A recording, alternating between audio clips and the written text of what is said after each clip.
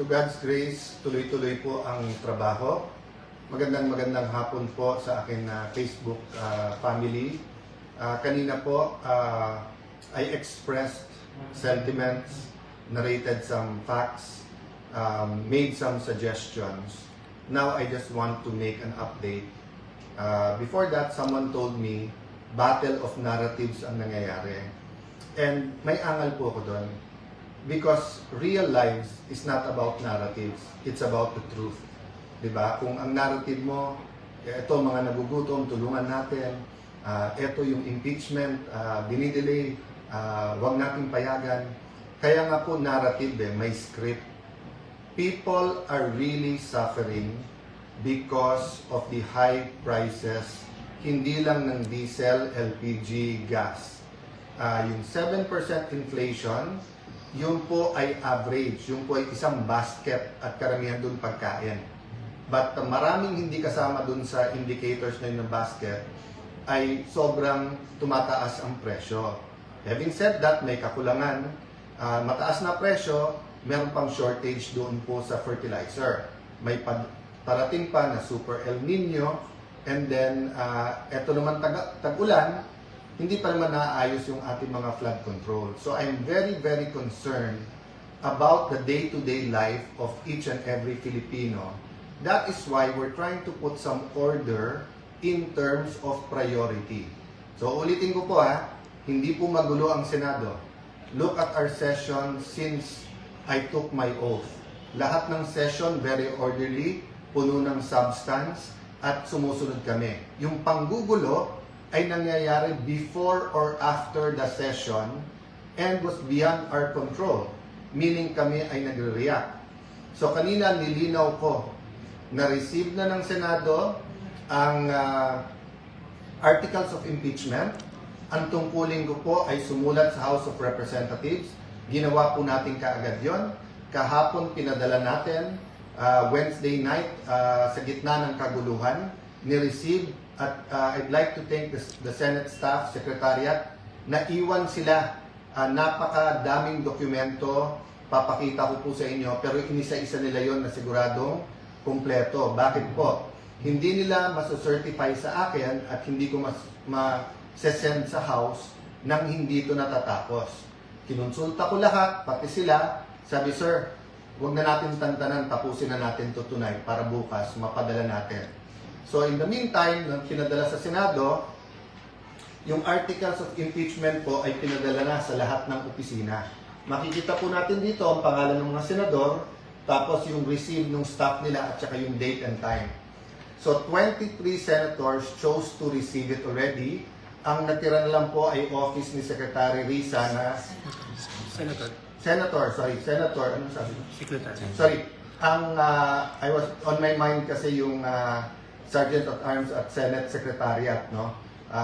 Again, salamat sa inyo. But the Secretariat, ipapadala to sa Vice President para sagutin niya. So ito po ang sulat ko po sa lahat ng mga senador na marireceive po nila. For the honorable members of the Senate, I write to inform you of the action taken by this office in connection with the impeachment against Vice President Sara Zimmerman Duterte transmitted by the House of Representatives. The Senate received the resolution of the House of Representatives setting forth the said articles of impeachment together with annexes thereto on May 13, 2026. On 13 May 2026, pursuant to Rule 1 of the Senate Rules of Procedure on Impeachment Trials and consistent with its mandate under Article 11, Section 3 of the Constitution, the Senate has taken proper order of the impeachment and shall immediately proceed to its consideration. This office has accordingly communicated the Senate action to the House of Representatives through a letter addressed to the Speaker of the House of Representatives dated 14 May 2026, which they received on that date. By the way po, nakausap ko rin po si Speaker sa phone noong May 13 at binanggit ko po na we will be replying at natanggap na po. Yes, kasi papunta or nandun na yung taga-House of Representatives. In view of the foregoing, the Senate shall convene as an impeachment court on May 18 on 18 May 2026 at 3 p.m. in accordance with the applicable rules and procedure. You are hereby requested to be present at the session hall on the said date and time in observance of the solemnity of the proceedings and pursuant to the Senate Rules of Procedure Impeachment Trial. All senator judges are enjoined to wear their robes upon the convening of the impeachment court. Your presence and cooperation are essential to the properly orderly conduct of these proceedings. Yan po. So advice ko po sa mga minority senators kung pwede pong whether may group chat or meeting na po kayo, nag-meeting na po kami ng majority, mag-meeting po kami ulit.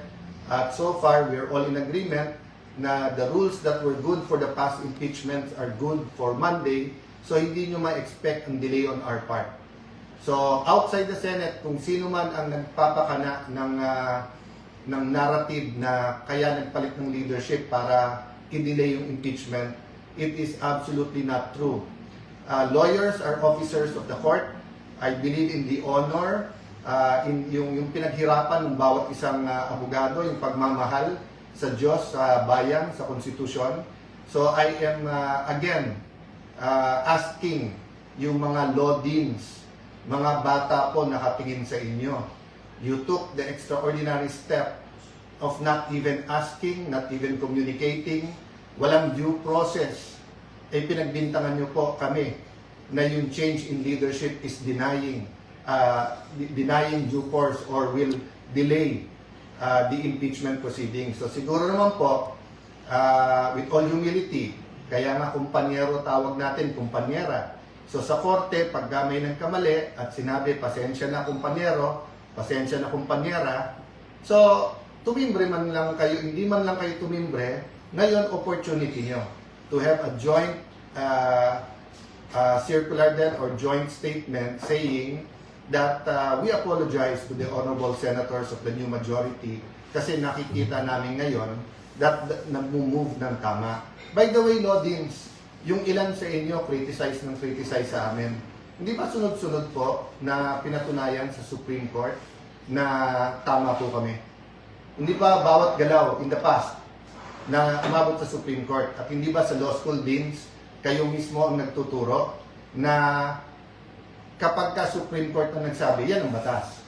At hindi ba po may kasabihan po, no? Matagal na po to. Hanapin ko po yung quote talaga, no? Na nagsasabing, we should be a nation of laws, not of men. So ano po ibig sabihin nito?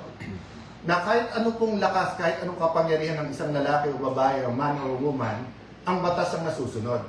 So kung nag-a-argue tayong lahat, tapos may desisyon na ang Supreme Court, kayo pa rin ang tama. Yun po ba ituturo natin sa mga law students? So ngayon po, na sinabing agad-agad, sinabi pong forthwith, sinabing no delays, nasa lounge po ako at kinuha ko opinion, pati ng mga kasama sa minority. Sa Lunes po, hindi po yung majority ang magiging dahilan ng kahit anuman delay. Kailangan ko pong meeting at kailangan ko pong i-announce sa inyo na may acting Sergeant at Arms tayo. Bagamat ginawa lang ng Sergeant at Arms sa kanyang trabaho at prinotekta ng integridad ng Senado, ipasok ko lang po yun. Kayo po, pag may pinagsabihan na kayong isang grupo, huwag na kayong lumapit sa bahay namin. Nagkokos kayo ng tension. At sinabi ng grupo na yun na armado, sige sir, hindi na kami lalapit dyan. Tapos nakita mo, umaligay sa bahay mo. May dalang mahahabang armas. Lumabas yung security guard at sinabing, boss, umalis na kayo. Hindi pa rin umalis. Hindi mo naman matawag ang pulis. Dahil nandun na sa pulis sa labas na ilang libo. May pulis ka naman sa loob. May marines din sa loob. At pagkatapos, nung nag-warning shot ka, bumaril pa punta naman sa inyo. Anong gagawin nyo sa bahay nyo? Hihintayin nyo, nalusubin kayo at i-overwhelm kayo ng mga may armas? Or you will defend yourself? So, I am really concerned about Monday. Because this week, nakita po natin, simula sa pagpasok ng mga NBI sa Senado noong Monday, hanggang sa ginawa noong Wednesday night. At ano ang sinabi ng aming mga kasamahan ng senador? Disgusted daw sila sa nangyari. Wala man pong outrage. Wala man pong pagkakaisa. Dati po, may madapa lang po isang senador, lahat po concerned na eh. Dati po may threat lang po sa sasakyan ng senador o dun sa loob ng session hall, may konting gulo lang, nagkakaisa. Pero ito po, sa buong pangyayari, wala man nangamusta kami sa amin kung buhay pa kami, kung ano nangyayari sa amin. And then pagkatapos, napakabilis nung narrative na drama ito. Napakagaling naman po namin magdrama na yung NBI nahila namin at naisama namin doon. Ito po ang isang matrix ng Estrada at Corona impeachment. So my staff is here. We're going through it one by one. We're looking at the possible calendars to propose not only to the majority, minority, to all members. What do we mean by calendar? We can have hearings Monday to Friday. We can have hearings Monday to Thursday. We can have hearings Monday to Wednesday. We can do it half day. We can do it full day. We can have a pre-trial. Pwedeng walang pre-trial. Normally, or let me put, if it's normal times, meaning walang economic crisis, walang Iran, Israel, US na kaguluhan na nakakakos ng problema sa ekonomiya, I would suggest na itodo na natin 90% of our time matapos yung impeachment. Pero nakita nyo po yung past impeachments, kahit one article of impeachment lang, 3-4 na buwan ang inaabot. So I'm really concerned about how we can have the eyes on the ball. Yes, we will have to multitask, that is our duty and we will do that. But how much time do you spend every day on each task is very important. And it's getting harder because of certain people who want to sabotage the impeachment process because of their narrative or because of 2028. Let's forget the future next year, 2028. Dito mumunta day by day yung kakainin ng ating mga kababayan, yung pamasahin ng ating kababayan, kung yung mga nawawalan ng trabaho sa ating mga kababayan. Dito muna tayo sa day to day. So kung gusto niyo ako tanggalin Monday, sige, trabaho muna tayo till Sunday. Gusto niyo akong tanggalin ng Tuesday, trabaho muna tayo till Monday. But stop these plots and stop lying to the President. No? Yung NBI, please, marinig nyo kami. Lahat ng may konsensya sa gobyerno, isuspend muna natin yung NBI Director. If you suspended the Sergeant at Arms, suspend also the NBI Director para parehong imbestigahan. Sabi ng Pangulo, independent investigation. If we do that, then baka may pag-asa po tayo, no? And prevent any other plots. As I talk, as we work, maraming nagmi-meeting para lalo po tayong guluhin. We may disagree with each other on many things. Religion, economics, politics, no? Culture. Napakaraming dahilan na tayo'y magkagulo. Napakaraming dahilan na hindi tayo magkaisa. But siguro naman, we can agree on a common direction, a common destination. So, dun sa nakikinig, who doesn't like the new majority or doesn't like me, where do you want the country to be? What's the direction? O dun naman po sa kamping-kampe, ano yung gusto nyo sa ating bansa? Hindi ba pareho? Hindi ba ang pinag-aawayan lang natin dalawa? How to get there and who will lead us? So, let's have a leadership that coalesce. Ba't hindi tayo magtulong-tulong? Then why don't we draw a roadmap paano tayo makakarating doon? Sa bawat problema po, may solusyon. But hindi po solusyon ang ubusin ng kalaban. You know, you cannot kill an idea. No, we have different ideas. So let's see which is the majority idea. Let's see if we can collaborate, cooperate. No? So uli, matatanggap po yung sulat na to. Friday pa lang naman po. I don't think there's any problem. And I hope wala ding maging problema sa Lunes. Sa ating mga kababayan, please pray for us. Kung sasabihin niya ng iba, I don't like you, well, sabi po sa Biblia, love your enemies, pray for your enemies. So, if we can pray for our loved ones and we can pray for our enemies, may hope po tayo. Pag-pray niyo po that our leaders will open lines, build bridges. Marami po ngayon gustong pasabugin po yung mga tulay para hindi mag-usap-usap.